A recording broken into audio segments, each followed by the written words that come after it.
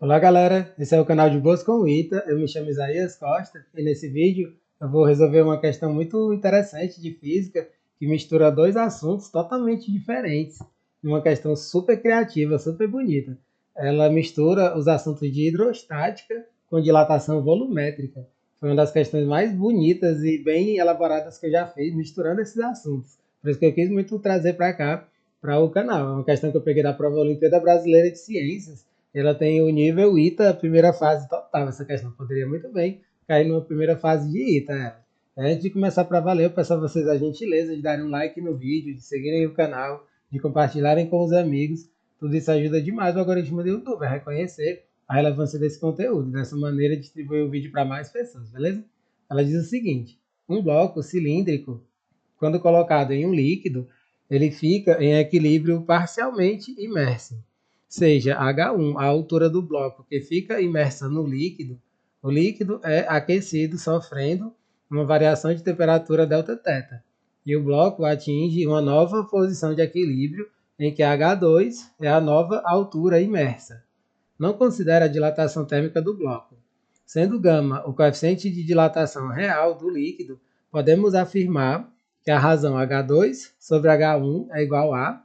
E aí tem esses itens, né? A gente precisa fazer todo o esquema, o desenho no caso, para poder a gente chegar em um desses itens aqui. Você vê que é uma questão totalmente literal, então a gente precisa fazer o desenho. A gente precisa fazer bem direitinho, bonitinho o esquema do antes e do depois. Eu vou fazer aqui esse esqueminha, né, desse recipiente, e nesse recipiente você tem um cilindro, e esse cilindro ele está em equilíbrio nessa água, né, nesse líquido aqui que ele está imerso, né? Não necessariamente seria água, né? A gente tem o costume de falar que é água, mas enfim, é um líquido que ele está em equilíbrio. E aí ele está numa certa altura, né? Coloca aqui uma certa altura que ele vai estar.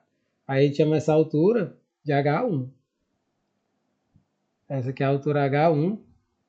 E aí o mais legal dessa questão é isso, gente, é que quando você faz o aquecimento da água, isso muda o volume. Se muda o volume, vai mudar a densidade também. Aqui a gente vai ter uma densidade que eu vou chamar de ρ1. E aí o que a gente tem que perceber?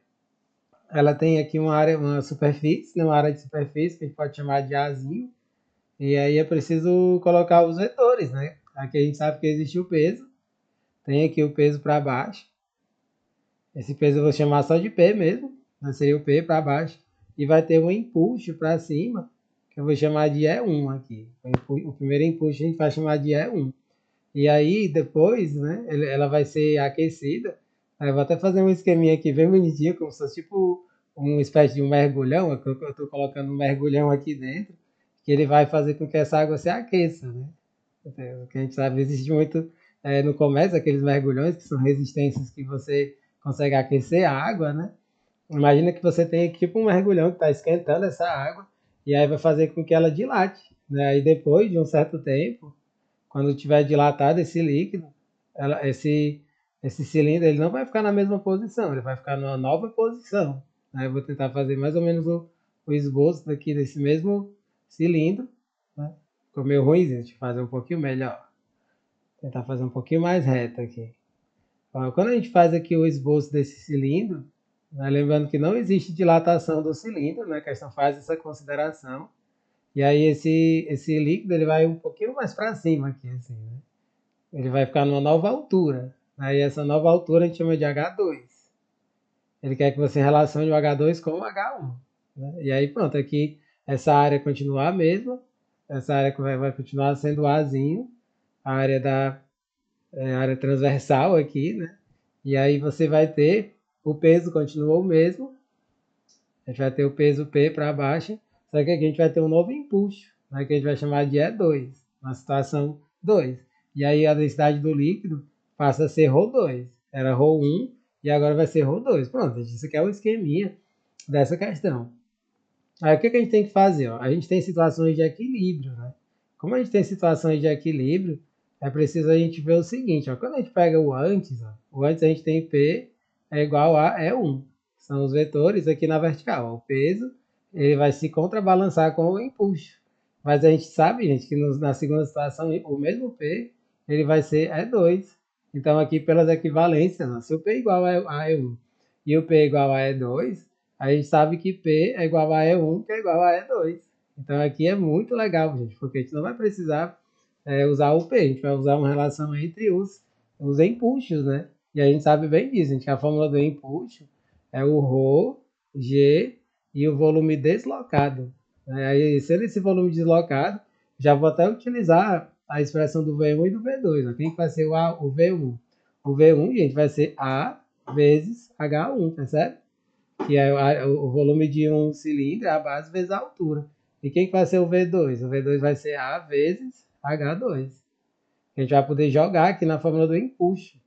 E aí as densidades elas vão ser diferentes também. Ó. O E1 vai ser ρ1 G V1, né? O volume deslocado. Lembrando que esse aqui são os volumes deslocados. ρg V1 e o E2 vai ser ρ2 G V2. Aqui a gente pode cortar ó, G com G. A gente corta G com G numa boa. Substitui o V1 e o V2. E aí a gente vai encontrar uma relação super importante. Ó. O V1 vai ser A vezes H1.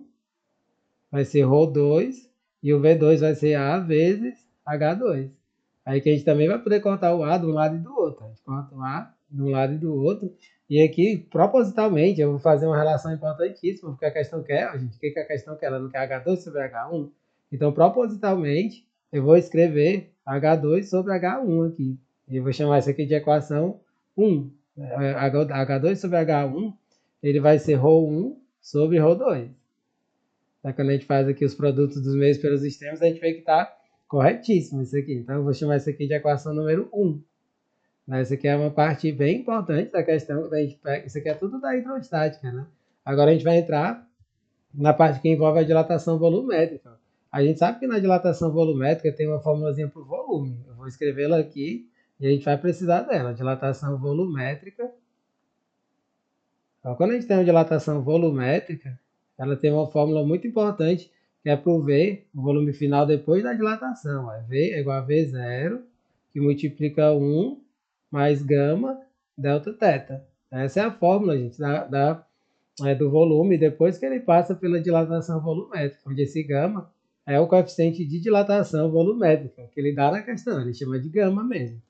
Pronto, aí sabendo disso, o que a gente tem que fazer? A gente tem que relacionar as densidades do líquido antes e depois. Ó, a gente sabe, ó, a densidade do líquido no início era ρ1, e esse ρ1 vai ser uma certa massa m dividido por V0. Aí pronto, aqui a gente já guarda isso, né? E aí que a gente já sabe que eu vou fazer o seguinte, eu vou isolar o M. Ó. O M é a mesma coisa que ρ1 vezes V0, não é isso? Pronto, a gente guarda esse M dessa maneira.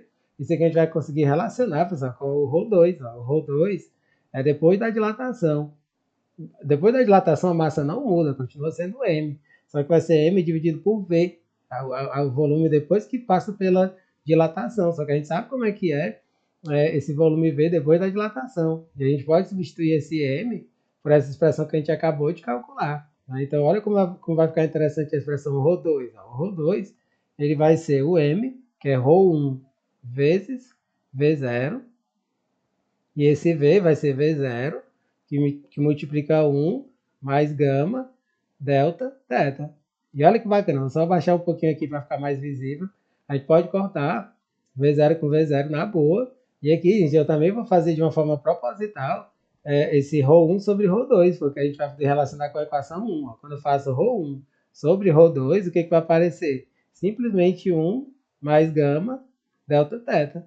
Essa é a expressão do ρ1 sobre ρ2, porque você vê que a 1 mais gama delta teta está multiplicando ρ2 e o ρ1 está sendo multiplicado por 1. Então, é exatamente essa expressão do ρ1 sobre ρ2. Então, eu vou chamar isso aqui de equação 2. Aí, se a gente substituir o 2 em 1, você vê que é exatamente a mesma expressão. E assim a gente chega finalmente na nossa resposta. Né? A gente vai fazer 2 em 1. Quando a gente substitui 2 em 1, olha só o que vai aparecer. Vai ficar H2 sobre H1, que é o que a questão tanto queria. Ele vai ser o ρ2, o ρ1 sobre ρ2 é 1 mais gama delta teta. E se a gente for olhar os itens, um dos itens ele mostra exatamente isso. 1 mais gama delta teta, a letra A para essa questão. Super bonita ela, né? Você vê que é uma questão completaça, que ela envolve muita teoria. Você tem que estar por dentro dessa parte de empuxo, de dessa parte também da dilatação volumétrica, se você não tiver por dentro, né, dessa parte de densidade, né, você tem que saber trabalhar bem com o conceito de densidade. Se você não tiver por dentro de tudo isso, você não desenrola essa questão aqui, gente. Eu achei muito bonita, muito top a resolução dela que quis trazer para cá. Espero que vocês tenham entendido direitinho a resolução. Não deixem de dar um joinha no vídeo, compartilharem com os amigos e acompanhar os próximos vídeos que forem chegando. Valeu, galera!